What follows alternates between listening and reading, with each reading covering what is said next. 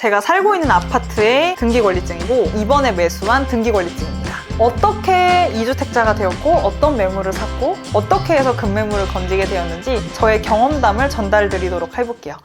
안녕하세요, 디플리입니다. 여러분 한동안 잘 지내셨나요? 저는 이제 입덧으로부터 조금 많이 해방돼서 컨디션이 많이 올라와 있는 상태라 하나하나씩 영상을 준비해보고 있어요. 오늘 주제는요, 제가 2주택자가 되었다는 내용입니다. 어떻게 2주택자가 되었고 어떤 매물을 샀고 또 제가 급매물을 건진 거거든요. 어떻게 해서 급매물을 건지게 되었는지 저의 경험담을 전달드리도록 해볼게요. 그럼 끝까지 시청해주세요.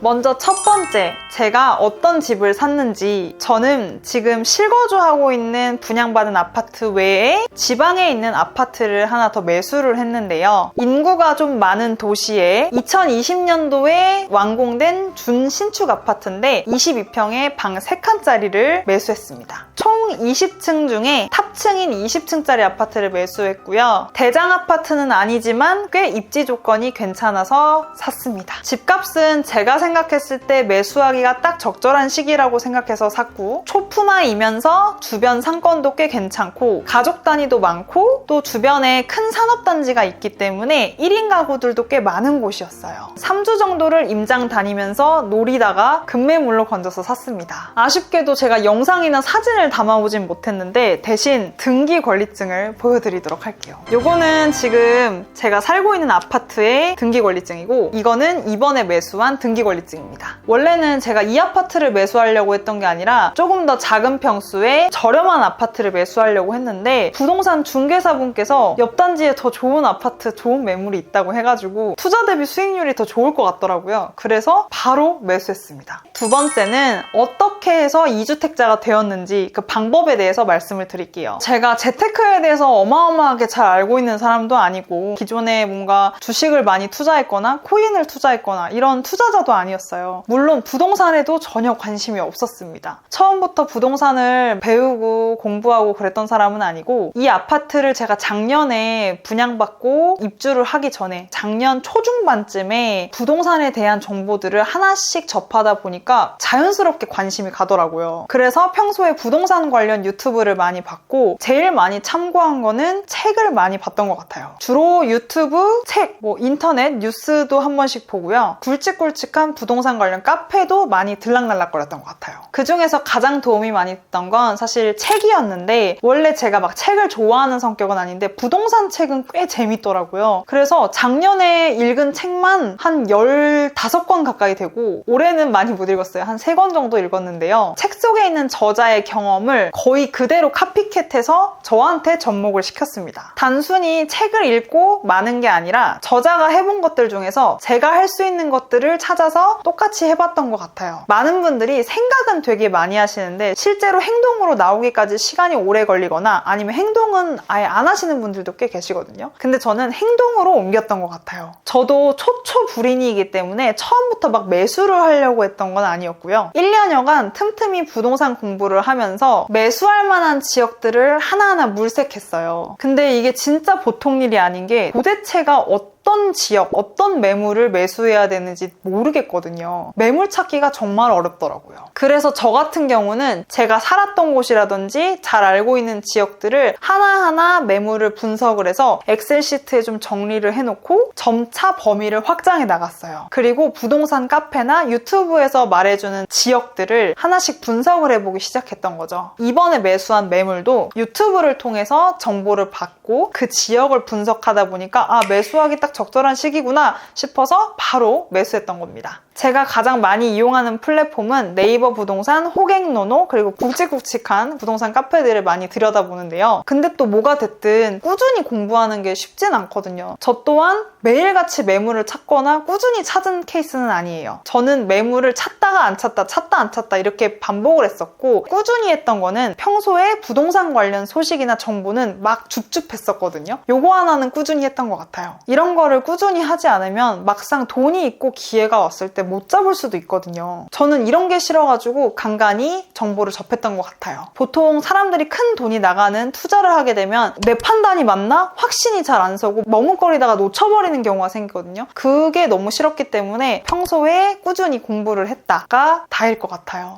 이렇게 꾸준히 공부를 하면서 뭘 또 준비해야 되냐? 바로 총알이죠. 돈입니다. 돈을 준비를 안 해두면 아무것도 할 수가 없어요. 돈을 어떻게 준비했는지에 대해서는 추후에 돈 관리하는 방법에 대한 컨텐츠를 또 하나 만들어 보도록 할게요. 그래서 결론적으로 첫 번째, 틈틈이 부동산 공부를 했다. 두 번째, 돈을 준비했다. 이 두 가지가 다입니다. 별거 없죠. 그리고 세 번째, 급매물을 매수하는 방법. 제가 초초불인이기 때문에 부동산 관련해서 고수이신 분들이 이 영상을 보시면 좀 비웃으실 수는 있는데 그래도 제 경험을 좀 공유해 보도록 할게요. 제가 겪은 걸로는 급매물은 만들어가는 거더라고요. 왜 네이버 부동산에 급매라고 해서 나오는 매물들이 있거든요. 그거는 사실상 급매가 아니었어요. 부동산 유튜버들이 항상 늘 하는 말이 좋은 매물을 건지려면 임장을 다녀야 된다. 꼭 이렇게 말을 하잖아요. 근데 그게 진짜 맞더라고요. 1차적으로 인터넷으로 그 매물을 좀 많이 조사를 하고 실제로 부동산에 연락을 해서 매물을 보러 다니는 거죠. 처음에 부동산을 갈 때는 되게 어색해요. 이 사람이 진짜로 매수를 할까 싶어서 안 보여주시는 부동산 소장님들도 계시고 별로 안 좋은 매물을 보여주시는 소장님들도 계시거든요. 그러다 보면 매수를 하려고 하는 불인이 입장에서는 위축될 수가 있어요. 근데 그걸 견뎌야 합니다. 부동산을 여러 군데 다니다 보면 저랑 소통이 잘 되는 곳이 있어요. 내 생각에 이 중개인이랑 소통이 잘 된다. 그러면 일단 반은 성공한 겁니다. 부동산 중개인마다 성격, 성향 다 다르잖아요. 이 사람도 나를 간을 볼 거고 나도 이 부동산 중개인을 간을 볼 거란 말이죠. 여기서 약간의 심리전이 생기기는 하는데 심리전이라는 게 좀 어려울 수는 있는데 그래도 막상 사람과 사람이 대화를 하는 거다 보니까 또 그렇게 어렵지도 않더라고요. 자, 소통이 잘 되는 중개사를 찾았다 하면 그 다음은 뭐냐? 이 중개사한테 내가 매수를 하겠다라는 확신을 줘야 합니다. 그러면 제가 급매물을 굳이 언급하지 않아도 이 중개사는 저한테 급매물을 던지게 돼 있어요. 저도 다른 매물을 사려고 했다가 이 중개사분께서 더 좋은 매물을 던져주셔가지고 그걸 싹 잡은 케이스라고 했잖아요. 그 매도인이 이미 급매물로 가격을 좀 많이 낮춘 상태였는데 제가 중개사분과 소통을 잘해서 그런지 거기서 또 700 정도를 더 깎았습니다. 여기서 가장 큰 핵심 포인트는 내가 원하는 금액까지 깎아줬을 때 바로 계약금을 보내는 그런 행동을 보여줘야 해요. 저 같은 경우는 매도인이 이미 손해를 많이 보고 급매물로 내놨는데 거기서 한 700 정도를 더 깎으니까 별로 기분이 좋진 않았지만 결과적으로는 제가 바로 계약금을 쏘겠다고 하니까 오케이를 하셨어요.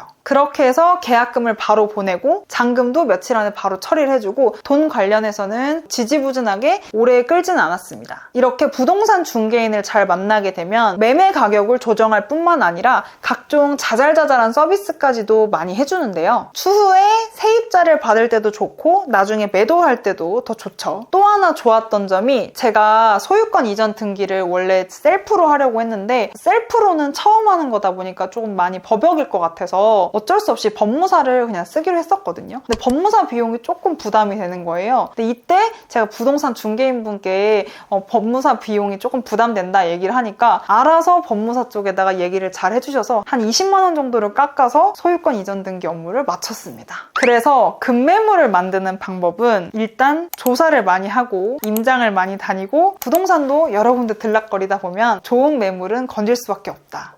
이렇게 해서 2주택자 된 경험을 좀 공유해 드려봤는데 저는 이제 또 다른 투자를 위해서 열심히 공부하고 있고요. 이번 총선이 끝나면 또 한번 다른 투자를 노려볼 계획입니다. 여러분들은 어떤 투자를 하고 계신지 또 내 집 마련은 어떻게 하시는지 계획 같은 거 있으시면 댓글로 또 알려주시고요. 오늘 영상도 끝까지 시청해주셔서 감사드려요. 다음 주에도 알찬 영상으로 돌아올게요. 안녕!